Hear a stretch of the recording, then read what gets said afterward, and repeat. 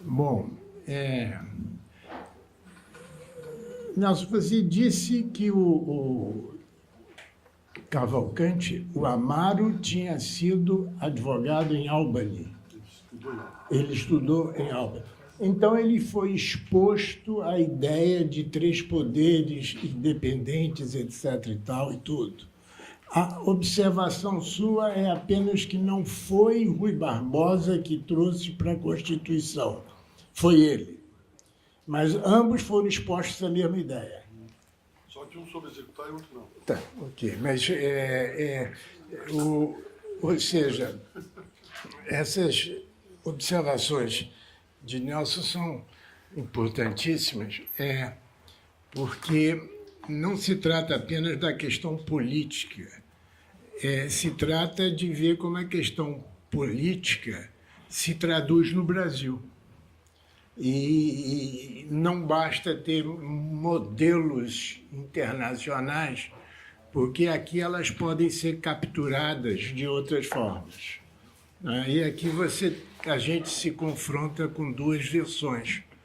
Com uma versão corrente, que é o Rui Barbosa. Aliás, estava lendo Aníbal Freire esses dias, e o Aníbal Freire vai nessa corrente de que Rui Barbosa entendia que o direito americano era a luz que nos faltava. Então, aí ele importa essa... Bom, eu pedi ao Tércio para falar depois do Nelson, porque eu vou falar sobre o mesmo assunto, mas de uma forma absolutamente diferente. E aí deixa de ser o mesmo assunto. Não é? Tem uma frase de Fauro, que eu gosto muito, que diz que é o seguinte, que no Brasil as elites constroem as instituições e depois inventam o povo. Não é? Então, o que a gente está assistindo aí é uma construção das instituições. Se perguntássemos onde é que está o povo, como o Tércio ontem falou sobre exclusão e inclusão, o povo não está participando dessas decisões algumas. E tem outra decisão, outra frase do Fauro, que ele disse até, eu citei lá no discurso, dizendo, o Fauro dizendo, e não adianta trocar de Capitão-Mor. Evidentemente que ele estava falando sobre Brasil colônia, mas ele falou de Capitão-Mor, não fui eu. A interpretação que eu tenho sobre essa questão as ações de inconstitucionalidade, papel do Supremo, etc., então vai mais numa linha que é o seguinte, aí você me corrige se o dado histórico tiver diferente, porque eu não entro no dado histórico, eu pressuponho algumas hipóteses. Quer dizer, o fato é que essa ideia de Supremo, como seja para mediar os poderes, seja a federação para estabilizar a federação, ela, e a gente ter três poderes, ela vem de fora, vem dos Estados Unidos, seja via Amaro, seja via Rui. Nós tínhamos 4 poderes aqui, né? Nós tínhamos 4. Então, para mim, o que ficou claro, quer dizer, o que seria o ponto nodal, é de que por que em vez de 4 nós ficamos com 3. Mas eu não quero entrar nessa discussão histórica que o Nelson já fez bastante bem. Eu quero saber qual é a consequência de a gente ter passado de 4 para 3. E também e aí comparar um pouco com o que ocorreu nos Estados Unidos. Quando o Supremo nos Estados Unidos adquire essas competências, o que ocorreu? Ocorreu que aumentou a demanda de ações para o Supremo lá, porque tinha uma competência, é uma competência nova, aumentou a demanda de ações. E o equilíbrio do sistema judicial exige o quê? Se aumenta a demanda, tem que aumentar as decisões, porque senão entope, né? Então, você tem que aumentar. Como é que os Estados Unidos lidaram com esse problema? Eles tiveram esse problema também, porque eles, criando uma demanda, eles aumentam o número e exigem que o Supremo arranje alguma maneira de equilibrar a oferta de sentenças com a demanda por sentenças, né? Então, eles criaram, ao meu ver, 2 mecanismos que nós tentamos adaptá-los aqui, mas que até hoje temos dificuldade. Quais foram os mecanismos? Os mecanismos dele foram o seguinte: o stare decisis, que é o mecanismo pelo qual o Supremo diz: não vem não, fica do jeito que está. A última decisão, seja da segunda instância, lá do Court of Appeals, etc. e tal, nós não queremos rever este caso. Quer dizer, esse é um mecanismo de contenção de demanda. Ele diz: não, você não entra. Eu não sou obrigado a julgá-lo. Eu tenho a discricionariedade de dizer: não quero nada com você. Por quê? Porque ele está tendo um fluxo grande, então ele tem que selecionar. E o outro mecanismo foi o mecanismo da jurisprudência vinculativa, do leading case. Ou seja, eu tenho casos que são tão claros e que são tão leading, tá? Que se você é igual a esse caso, eu não preciso julgá-lo. Então, o que o Supremo lá fez foi isso. Ele criou mecanismos internos e, pelo que eu sei,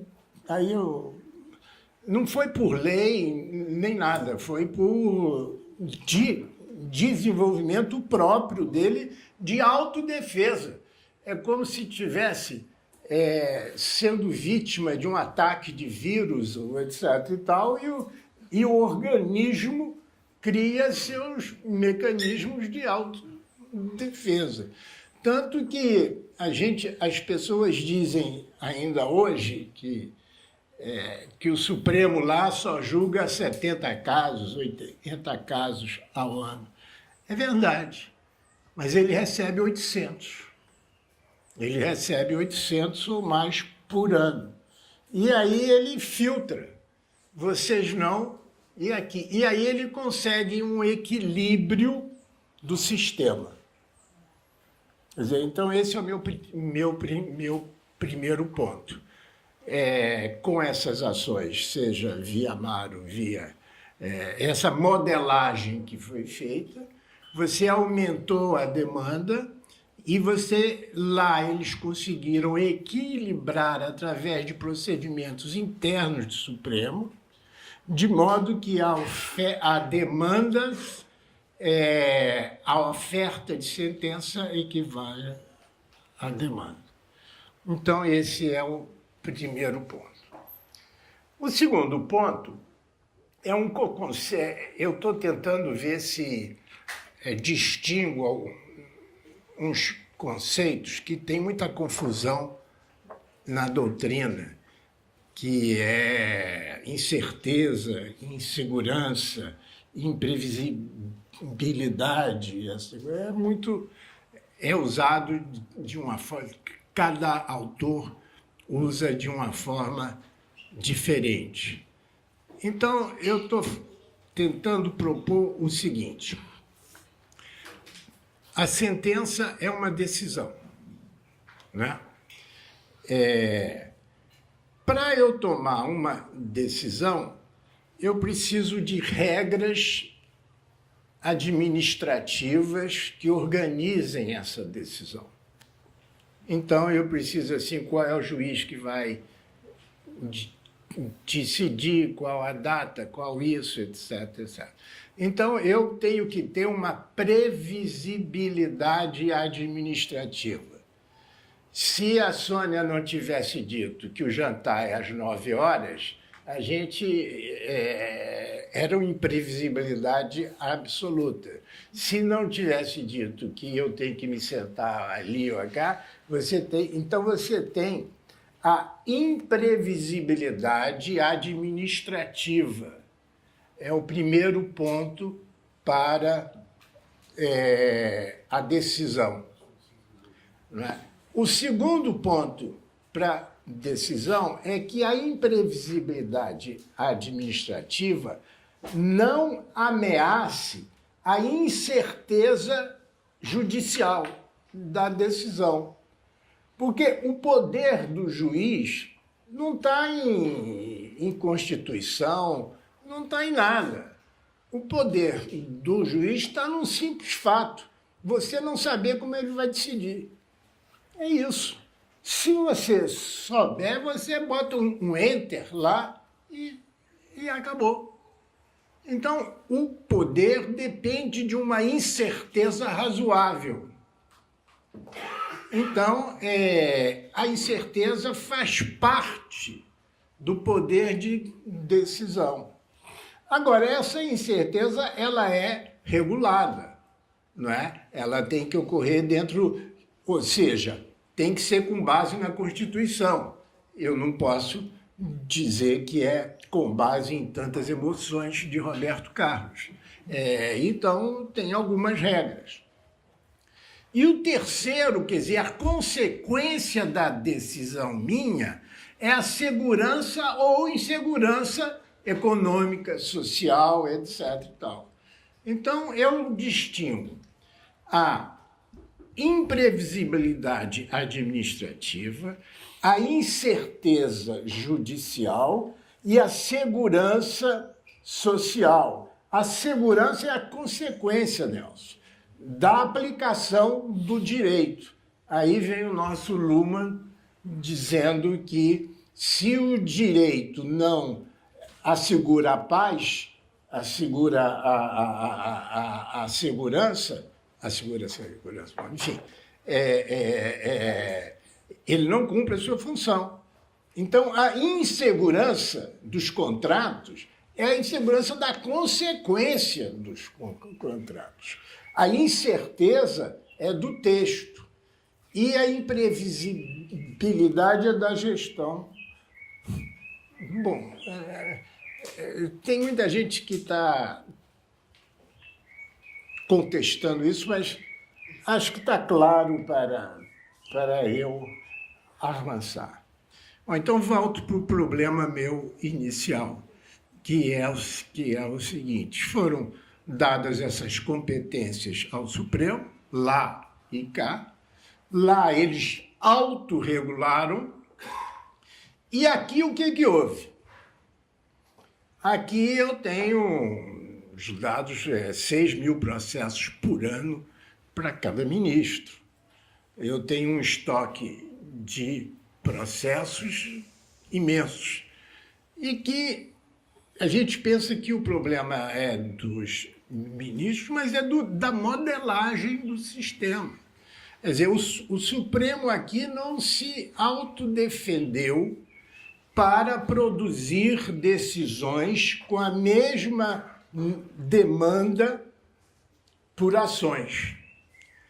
E aí o Supremo fez bypasses. Então, são os bypasses que vocês sabem, que 11 Supremos ou 15 Supremos, ou seja, em vez do Supremo ser um órgão colegiado, ele passa a ser um órgão individualizado. Isso por quê? Porque necessitava de mais decisões e não podia ir tudo para o colegiado, então vai se fragmentando e chega à situação de hoje, o que não cria insegurança jurídica, cria incerteza decisória, porque a gente não sabe com quem vai cair o processo, quem vai decidir se vai ter revisão ou não nesse ponto, né? Então, esse foi uma estratégia, mas essa estratégia não dá certo, porque você, em vez de barrar a entrada, não é? O Supremo tem 32 portas de entrada, dos quais umas 20 e tantas estão ativas, ou seja, imagine essa casa com 32, aliás, deve ter mais de que 32 portas, e tem que fechar cada porta.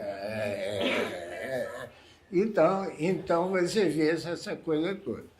Então, aí teve esse bypass, que é de fragmentar, individualizar as questões, que cria incerteza, e a incerteza provoca insegurança. Nós acabamos de lançar ainda não lancei, eu ia lançar aqui hoje, mas aí o Jobim veio com esse assunto e eu disse, não, eu acho que esse assunto dele é importante e queria ver. A gente, quais os tipos processuais mais usados no que a gente chama de Supremo Criminal, que vai sair agora daqui a umas 2 semanas. Petições. Petições é algo que vale tudo. Cabe tudo dentro dela. Não é uma ação de inconstitucionalidade, uma DPF, é uma petição. É o mais usado em penal. Quer dizer, é uma maneira de você dizer assim, eu não sei em que classe processual entra, mas eu quero chegar aí. Aí faz petição, puf, chega. É o que mais chega lá, dessa coisa toda. Bom, mas enfim. Aí você teve uma outra estratégia que é aumentar o número de assistentes dos juízes. Alguns anos atrás era 2, lembra se teve aquela briga lá do CNJ, que acho que ali foi que a gente... porque juiz tem que ir apenas lá julgar, etc. e tal. E a gente teve uma dificuldade se juízes podiam participar da administração. Foi o caso do Flávio Dino. Bom, então você aumenta o número de juízes, assessores, assistentes lá. Eram 2, agora são 8, ou seja, são 400% E não sei se esse número é exato, mas é um aumento imenso. Por quê? Porque não somente a individualização, quer dizer, eu que julgo e não o colegiado, mas eu sozinho não consigo, então eu preciso de mais assistentes. Então são os assistentes que julgam. Eu tenho um depoimento de um ministro do STJ, onde ele diz para mim, Joaquim, o maior risco possível hoje é o risco judicial, porque eu recebo o processo, o meu assessor faz um resumo, eu digo, vai assim, depois ele vem com a sentença. E eu não leio a sentença, porque eu não tenho tempo de ler a sentença. Ele dizendo para mim. E eu confio nele. Tá? E isso é um risco. Por quê? Porque os advogados passaram 4 anos lendo aquilo tudo, os 5 anos para chegar lá, e sabe de todas os traps possíveis imaginar. É uma covardia ele dizendo eu contra um advogado. porque ele sabe, leu, viu, etc. Tal, e eu não sei. Então, esse mecanismo tem até uma situação que eu cito, que o juiz, o ministro passou desapercebido dele, né? Ele cita o próprio assistente. Deve ter sido alguma sei lá, mas enfim, não é a regra, mas aí você tem, né? Só para vocês sentirem a passagem da imprevisibilidade administrativa para a incerteza da decisão, nesse relatório nosso, último, se o habeas corpus cai com Marco Aurélio, tem 70% ou 80% de chance de ser concedido. Se cai com a Rosa Weber, tem 20% ou 17% de ser concedido. Cai com faquinha? Então é o seguinte, a distribuição é a justiça. Então você ou seja, a imprevisibilidade. Se houvesse o colegiado aumentaria uma métrica e faria uma métrica mais consensual, mas você tem o bom. Aí eu disse que o judiciário nos Estados Unidos, eles criaram a jurisprudência vinculativa, quer dizer, o leading case, que tem força de lei entre as partes naquele caso, etc. Bom, nós tentamos agora, estamos conseguindo metodologicamente, mas vai ser difícil, que é saber. Eu vou contar a história a vocês, vocês me dizem se é verdadeiro ou não essa descrição que eu estou fazendo. Chega um advogado, chega um cliente no seu escritório e diz, olha, a minha mulher fez isso, eu não quero pagar nada a ela. Aí o advogado diz, ótimo, muito bem. Aí o cliente sai, ele chama um estagiário e diz, arranja uma jurisprudência a nosso favor. E estagiário é terrível, ele encontra qualquer jurisprudência que você queira.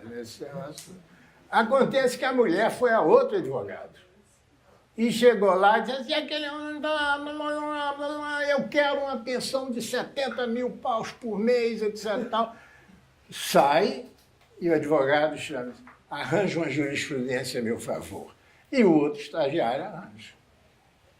E você não tem tecnologicamente capacidade. Então, um consegue uma jurisprudência do Tribunal do Acre de 2007, outro do Tribunal STJ de 2000 e tanto. Então você tem jurisprudências doutrinárias que não filtram as demandas. E você não tem tecnologicamente, porque não tem um sistema organizado nos tribunais, como nos Estados Unidos, que indique qual é a ementa e qual é a decisão focada daquele caso. Nós encontramos ementas de um amigo do Jobim de 40 páginas. Hein?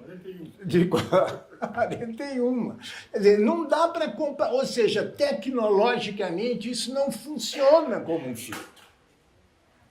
Então você tem essas ou seja, o desafio interno do Supremo continua. Às vezes eu me lembro de D. João VI, que chamou D. Pedro I e disse, olha, ou vocês ou você, já que a independência é inevitável, ou você faz ela ou alguém vai fazer, não é? Então, essa tensão entre os poderes agora, eu tenho uma interpretação que a sociedade está disposta a receber e aceitar e a validar, dentro do esquema que o Tércio disse ontem. A decisão de hoje aumenta a credibilidade de amanhã. Quer dizer, esse é que é a tarefa do Supremo. Quando a decisão de hoje resolve o problema de hoje, mas destrói a crença no futuro, então aí nós estamos complicados, não é? O exemplo claro agora é